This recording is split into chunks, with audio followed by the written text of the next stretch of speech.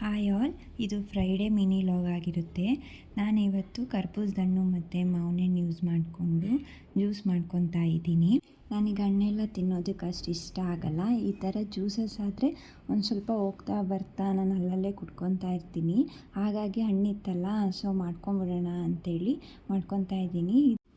ಒಂದು ಬೌಲು ಅಷ್ಟು ಕರ್ಬೂಜದ ಹಣ್ಣನ್ನು ಕಟ್ ಮಾಡಿ ಇಟ್ಕೊಂಡಿದ್ದೀನಿ.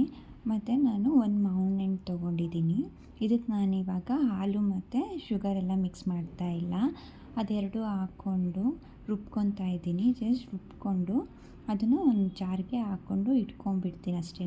ಇದಕ್ಕೆ ನಿಮ್ಗೇನಾದ್ರೂ ಸ್ವೀಟ್ ಕಂಟೆಂಟ್ ಜಾಸ್ತಿ ಬೇಕು ಅಂತ ಇದ್ದರೆ ಡೇಟ್ಸ್ನ ಆ್ಯಡ್ ಮಾಡಿಕೊಡಿ.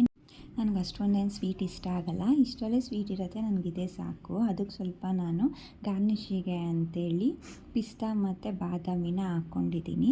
ನೆಕ್ಸ್ಟು ಇನ್ನೊಂದು ಸ್ವಲ್ಪ ಮಾವಿನ ಹಣ್ಣು ತೊಗೊಂಡು ಇದರಲ್ಲಿ ಲಸ್ಸಿ ಮಾಡ್ಕೋತಾ ಇದ್ದೀನಿ.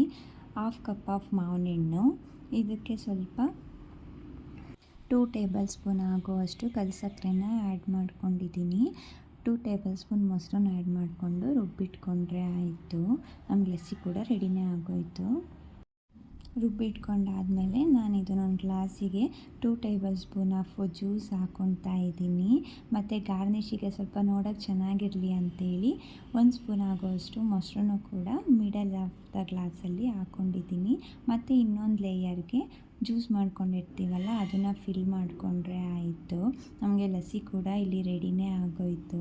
ಇದಕ್ಕೆ ಸ್ವಲ್ಪ ಬಾದಾಮಿ, ಪಿಸ್ತಾ, ಕಲ್ಸಕ್ಕರೆ ಹಾಕ್ಕೊಂಡು ಇಟ್ಕೊಂಡಿದ್ದೀನಿ.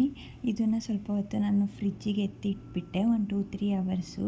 ನಿಜವಾಗ್ಲೂ ಎಷ್ಟು ಚೆನ್ನಾಗಿತ್ತು ಗೊತ್ತಾ? ನೀವು ಒಂದ್ಸಲ ಟ್ರೈ ಮಾಡಿ ಕಮೆಂಟ್ ಮಾಡಿ ಹೇಳಿ ಹೇಗಿತ್ತು ಅಂತ.